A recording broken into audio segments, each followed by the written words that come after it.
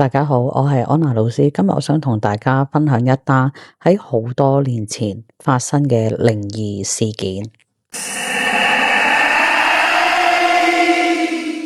而今次嘅事件發生喺泰國，而我一直都有海外嘅客人嘅。而今次咧，呢位客人揾我嘅原因，主要就係幫佢細佬驅邪。咁點解呢位哥哥要揾我幫佢細佬驅邪呢？咁我會喺今集慢慢同大家去分享啦。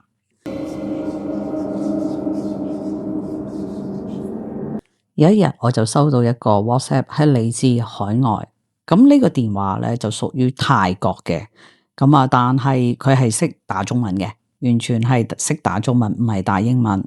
而呢位客人咧就姓陳，咁我就統稱佢係陳先生啦。咁我就同佢喺 WhatsApp 個對話就一路溝通傾偈，咁我就問佢：你揾我係想我幫你解決乜嘢嘅事情？咁佢就同我講話，希望我可以幫佢細佬係驅鬼，因為佢懷疑咧佢細佬咧係撞邪撞鬼。咁我就問佢：不如你 send 你細佬幅相俾我睇下，佢係咪真係撞邪或者鬼上身先？原因唔係我唔信客人，因為其實我都要去睇清楚究竟係咪真係佢哋求助嘅說法係同事件如實一樣嘅。咁好啦，阿陳生就 send 咗佢細佬幾幅相俾我睇啦。咁我一睇就其實都發覺有啲唔對路喎。淨係喺3幅相入邊唔同嘅時間入邊去影，我都發覺佢細佬係雙眼無神嘅，即係完全係好空洞啊，好似冇咗自己個靈魂一樣。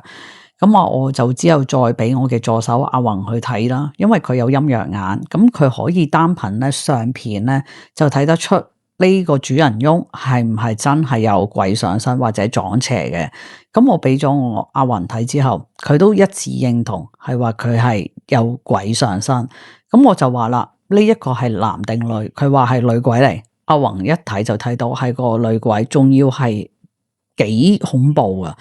係藏得好犀利，唔係話一眼就睇到佢喺呢個細佬嘅身後面，或者喺佢頭殼頂咁明顯，唔係嘅，完全係同佢合二為一，即係其實已經係奪舍，唔係淨係鬼上身一個咁簡單嘅形容詞，係真係去到奪舍嘅地步。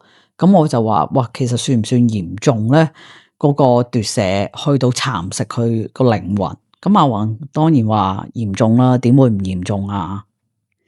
咁之後啦，我就入完神宮，恭請神明啦，問神明呢一單 case 我可唔可以去做，可唔可以同阿宏去做，同埋係咪一定要飛過去泰國幫佢細佬去做咧？咁因為其實可以盡量唔需要飛去海外嘅話咧，我都唔想飛嘅，因為其實元神宮去解降頭或者驅邪咧，唔係一定咧要見到事件嘅主人翁咧先做到，可以喺我自己呢個範疇入邊都可以自行幫佢解決嘅。咁呢啲就係之後再同大家分享啦。如果有機會，咁我哋講翻呢單 case 啦。陳生嘅細路咧就叫阿 Ben 嘅。咁我喺幅相入邊咧，其實就已經睇到阿 Ben 咧個皮膚咧係瘀瘀黑黑噶啦。我唔知道咧，大家咧有冇聽過咧，個人撞邪去到好嚴重嘅地步咧，係會有一個手掌印咧去吸住佢塊面噶。有啲師傅咧就叫呢種說法叫做印堂發黑。咁我就見到佢啦，額頭係黑色嘅，瘀黑色之外，佢面部咧都係一個黑氣團咧圍住佢塊面嘅，即係佢面上邊，我就咁用生眼睇，或者阿宏去睇，都睇到佢塊面咧個氣場係一笪黑色嘅。咁我再睇到佢塊面係乜嘢？就係佢塊面上邊開始係潰爛，有啲大家睇咧，好似話會唔會係啲痤瘡啊？皮膚凹到損晒嗰啲痤瘡嚴重性，其實就唔係，係嗰啲潰爛，好細一個個窿嗰啲嘅潰爛，而唔係暗瘡嘅。咁我就問阿陳生，我話阿 Ben 係咪身體上面有陣異味啊？成日長時間都有陣異味。咁佢話對上嗰次見到阿 Ben 嘅時候咧，係聞到嘅，係一個家庭嘅聚會。有啦，阿 Ben 嘅頭髮係好凌亂啦，好似10日冇洗頭，一年冇剪頭髮，好爛達達嘅。同埋佢啲衫咧係好潮、好殘舊啊，唔似一個貴族嘅樣子嘅，完全唔似一個有錢人嘅樣噶，係比一個普通人更加普通。再加上我問陳生啦，我話你每一次同阿 Ben 對話嘅時候，你有冇發覺佢係冇能力正面回答到所有問題嘅？基本上，佢話係啊，完全問我細佬，佢係問非所答，佢係答唔到你嘅，連好簡短咧嘅對答咧，佢都唔可以答到你，同埋係長時間唔沖涼嘅。陳生同我講，佢話阿 Ben 係長時間唔沖涼。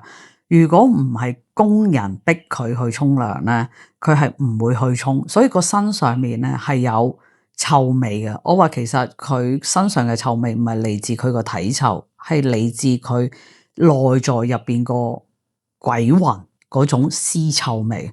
咁佢話吓，屍臭味好嚴重，係咪俾人落降頭？我話佢唔係俾人落降頭，佢話唔係俾人落降頭，但我問過好多師傅。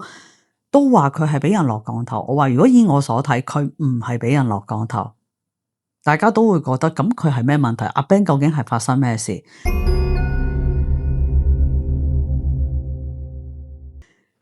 我就同陳生講，如果我冇睇錯，阿 Ben 應該係自己幫自己落降頭。咁大家呢度就會話：哇，老師你講乜嘢？乜有人會幫自己落降頭？當然啦，道亦有道，法亦有法。所以呢個世界係無奇不有，呢個世界以外嘅認知，我哋係冇可能凡人完全可以去知會或者理解到。咁我陣間就會講乜嘢叫做自己幫自己落降頭啦。咁我喺呢度都再講一講阿陳生佢個背景啦。咁阿陳生咧家族生意就係做橡膠嘅主要，咁當然佢哋嘅家族生意係涉獵好多範疇啦，但係主要就係做橡膠生意。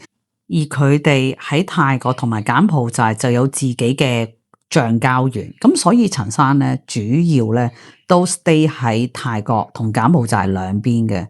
咁佢細佬咧就一直都喺新加坡，但係因為家族得佢哋兩個男丁啊，咁當然啦，希望兩兄弟係一齊做好家族嘅各種生意啦。咁所以其實阿 Ben 都跟隨陳生咧就去咗泰國同柬埔寨生活嘅。但係奈何呢幾年咧，阿 Ben 係一個混沌嘅狀態，完全連自理嘅能力啦，或者係對答啊，都已經係缺失晒嘅時候，當然梗係唔可以幫家族去做生意啦。所以阿 Ben 一直都喺泰國嘅屋企係自閉嘅，冇錯係自閉，基本上係唔會出街㗎。日頭佢係瞓覺，夜晚佢先係活動。咁呢度陣間我都會話俾大家聽，點解佢會調轉咗個生活作息啦。當我同陳生約實好個時間之後，我就同阿雲就飛咗過去泰國嘅清邁，就去幫阿 Ben 處理佢呢個事情。當我同阿宏一去到陳生嘅屋企，我就見到阿 Ben 坐咗喺廳嗰度。咁其實當日咧都已經下晝嘅4點幾啦，太陽都仍然係好曬。你大家都知道泰國係有幾熱噶啦。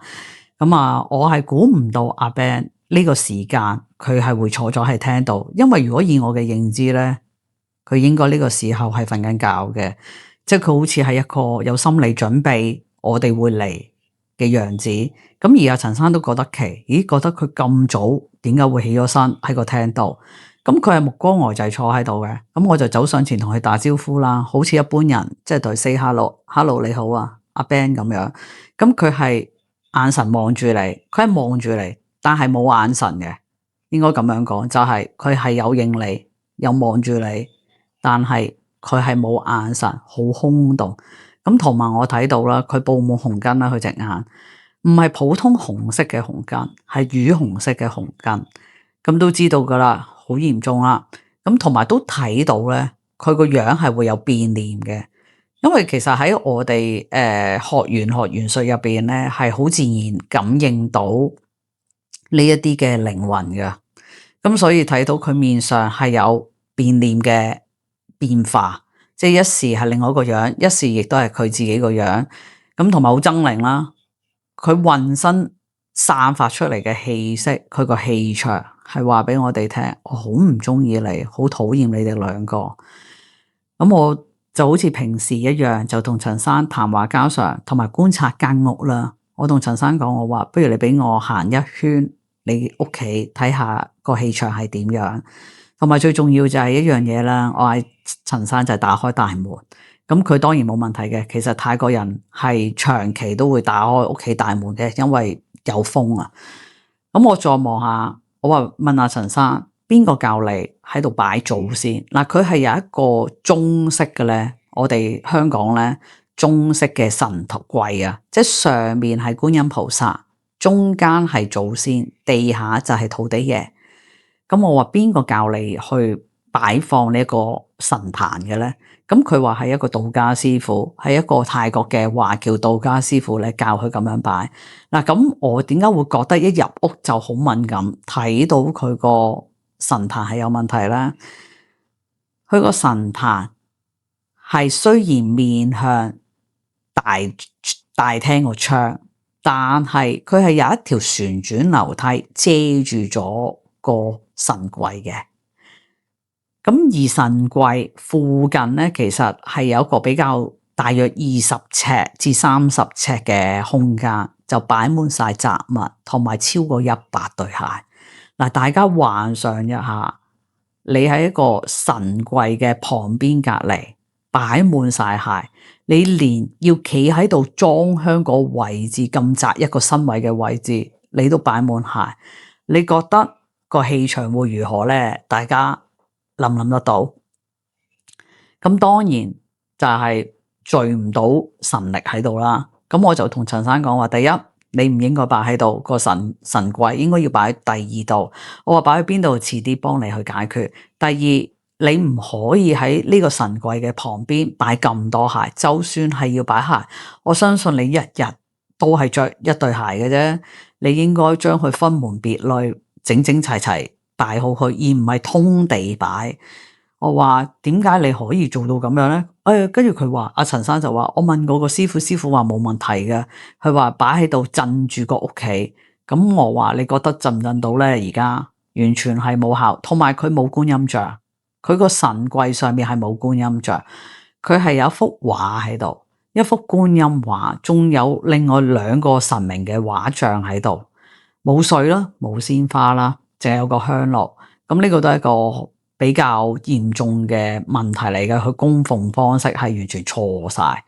咁而祖先係有個祖先位喺度，同埋最大問題，佢將祖先嘅骨灰，其中一位嘅祖先嘅骨灰放咗喺屋企，呢個先係最大問題。咁地下就係土地爺啦，又係冇生果，冇其他嘢供奉，完全係成間屋嘅氣場都亂晒。再加上而家發生咁嘅事情，成間屋係聚唔到氣。咁我就話啦，生意有冇影響？佢話有啊，絕對有生意影響。咁呢個就係當然佢個屋企嘅風水而影響到佢嘅生意啦。咁我話而家不如解決咗你細佬嘅問題，先再去幫你再解決風水上面嘅問題。因為佢間屋係好大間嘅，係獨立 house 嚟2層高嘅，差唔多有成2000尺，淨係室內都差不多2000尺。咁所以係好大好大嘅，仲未計間屋嘅外圍花園。咁我就走過去同阿 Ben 傾偈，我就嗌阿宏喺間屋嗰度就行一圈。咁佢行完一圈之後咧，阿宏咧就話乜嘢都睇唔到，即係喺間屋個範圍入邊，淨係睇到阿 Ben 身體啫。咁佢係睇到有個女鬼喺佢個身體嗰度慢慢褪咗出嚟，淨係褪到個樣同埋啲指甲，啲指甲好長好長好尖嘅。佢話咁其實喺相嗰度咧，因為我咪話頭先講咗阿陳生係 send 咗阿 Ben 3幅相俾我哋嘅，其實佢條頸其中一幅相，佢條頸咧係有鏈痕嘅，即係嗰啲鬼嘅嗰啲鏈痕烙印喺度噶，瘀青青咁。但係陳生就以為阿 Ben 係自殘嘅，因為佢成日都覺得佢細佬身上都係有無啦啦嘅損傷，就以為佢係自殘。因為問阿 Ben 點解身上有呢啲損傷，佢又唔答佢啊嘛，答唔到佢啊。因為佢哋連對答都成問題噶嘛。阿 Ben 而家個狀態混沌嘅狀態，咁所以佢以為佢自殘，話唔係咯，佢身上呢啲嘅瘀痕無啦啦有嘅瘀痕瘀傷，全部都係呢個女鬼搞佢。咁但係阿 Ben 一直都冇變臉嘅，喺呢個狀態下係冇變臉，只不過係警告我哋你好走，我好唔中意你，同埋係俾一個信息我哋，阿 Ben 呢條命我攞硬噶啦，即係俗啲咁樣講。咁我同阿雲點樣去同呢一個女鬼去傾咧？